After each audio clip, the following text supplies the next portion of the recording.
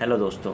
तो पिछले वीडियो में हमने डिस्कस किया था कि टॉप 5 जो पैरामेडिकल कोर्सेज़ हैं वो कौन कौन से हैं। इस वीडियो में हम डिस्कस करेंगे कि उन 5 पैरामेडिकल कोर्सेज़ में आप ऑप्ट कैसे कर सकते हैं, एंट्री कैसे ले सकते हैं, आपके पास क्या एलिजिबिलिटी होनी चाहिए और जो कोर्स है उसके कंप्लीट होने के बाद आपकी क्या सैलरी रहेगी, कहाँ पे आप जॉब कर सकते हैं।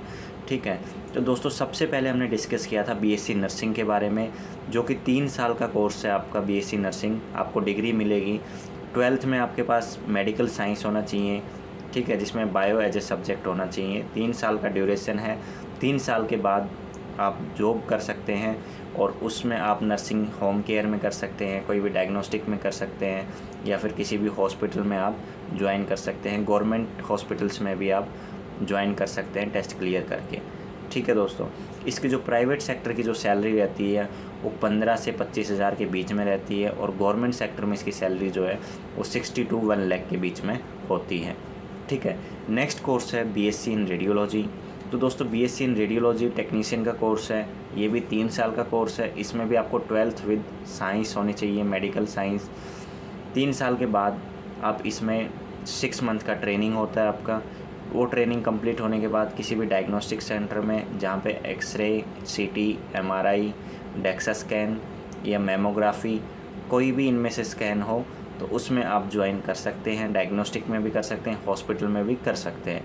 इसकी जो सैलरी रहती है वो जो बेसिक सैलरी प्राइवेट हॉस्पिटल में रहती है वो 15 to 25 के रहती है और जो गवर्नमेंट हॉस्पिटल में होती है वो 50 से लेके 90,000 तक के बीच में होती है। नेक्स्ट हमारा BSc in medical lab technology, जिसमें आपका काम होता है ब्लड कलेक्शन करना और बॉडी फ्लूइड्स को एनालिसिस करना। ठीक है दोस्तों, तो इसमें क्या रहता है, आप डायग्नोस्टिक सेंटर में या फिर आप खुद का भी कोई सेंटर डाल सकते हैं या फिर किसी हॉस्पिटल में भी ज्वाइन कर सकते हैं। इसके लिए आपको 12th में साइंस की ज़रूरत है, मेडिकल साइंस होना ज़रूरी नहीं है।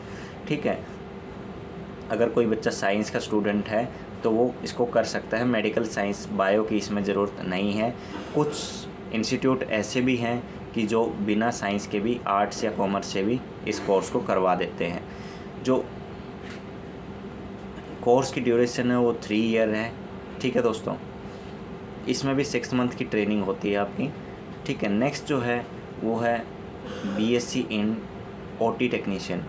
ओटी टेक्नीशियन का भी दोस्तों 3 साल का कोर्स होता है। 12th में आप साइंस की ज़रूरत नहीं होती है, आप नॉर्मली आर्ट्स कॉमर्स से भी इसको कर सकते हैं।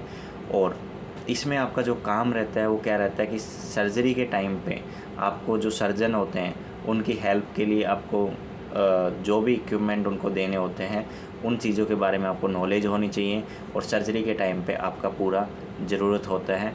तो इसको भी आप कोई भी डायग्नोस्टिक सेंटर में तो खैर सर्जरी नहीं करेंगे, लेकिन फिर भी जो हॉस्पिटल्स हैं जहाँ पे सर्जरीज होती हैं वहाँ पे आपके जॉब लगने के चांसेस होते हैं। जो ओटी टेक्नीशियन है उसकी भी सैलरी 15 से 25 हज़ार के बीच में प्राइवेट सेक्टर में स्टार्टिंग सैलरी जो है, और जो गवर्नमेंट सेक्टर है उसमें 50 से लेकर 90,000 के बीच में आपकी सैलरी रहती है। नेक्स्ट जो लास्ट आता है वो डायलिसिस टेक्नीशियन। डायलिसिस टेक्नीशियन में ये रहता है कि डायलिसिस, जैसे किडनी फेलियर पेशेंट होते हैं तो उनका डायलिसिस के लिए ज़रूरत पड़ती है टेक्नीशियन को। डायलिसिस मशीन को ऑपरेट करने के लिए टेक्नीशियंस होते हैं, तो उसमें आपके जॉब लगने के चांसेस रहते हैं और हॉस्पिटल में आप इसको ज्वाइन कर सकते हैं। अगर खुद का भी, अगर किसी नेफ्रोलॉजिस्ट के अंडर में अगर आप खुद प्रैक्टिस करना चाहें, खुद मशीन रखना चाहें, तो आप खुद भी अपने सेल्फ भी इसको कर सकते हैं। इसका भी जो सैलरी रहता है वो बेसिक 15 to 25 सैलरी रहता है स्टार्टिंग सैलरी, और इसको आर्ट्स या फिर कॉमर्स या फिर साइंस कोई भी स्टूडेंट इसको कर सकता है। तो दोस्तों जो बेसिक सैलरी है वो लगभग सभी की सेम ही है, लेकिन जैसे जैसे आपका एक्सपीरियंस बढ़ता जाता है ये सैलरी जो है इंक्रीज करती जाती है। जितना आप टैलेंट दिखाते हैं, जहाँ पे आप भी जॉब स्टार्ट करते हो, जितना ज़्यादा आप टैलेंट दिखाते हो उतना आपका जो सैलरी है वो इंक्रीज होता जाता है। और अगर आपकी गवर्नमेंट जॉब लग जाती है तो उसमें 50 से 1 लाख के बीच में आपको सैलरी मिल जाती है, जो कि एक बहुत अच्छी सैलरी मानी जाती है। तो पैरामेडिकल कोर्सेज़ भी ऐसे हैं जिनको आप करके अपना मेडिकल लाइन में बहुत अच्छा करियर बना सकते हैं। दोस्तों कोई भी आपकी क्वेरी हो तो आप कमेंट करके लिख दीजिएगा, हम आपका कमेंट का आंसर ज़रूर करेंगे। और अगर आप चैनल पर नए हैं तो ऐसे और वीडियो देखने के लिए हमारे चैनल को फॉलो कर लें। Thank you.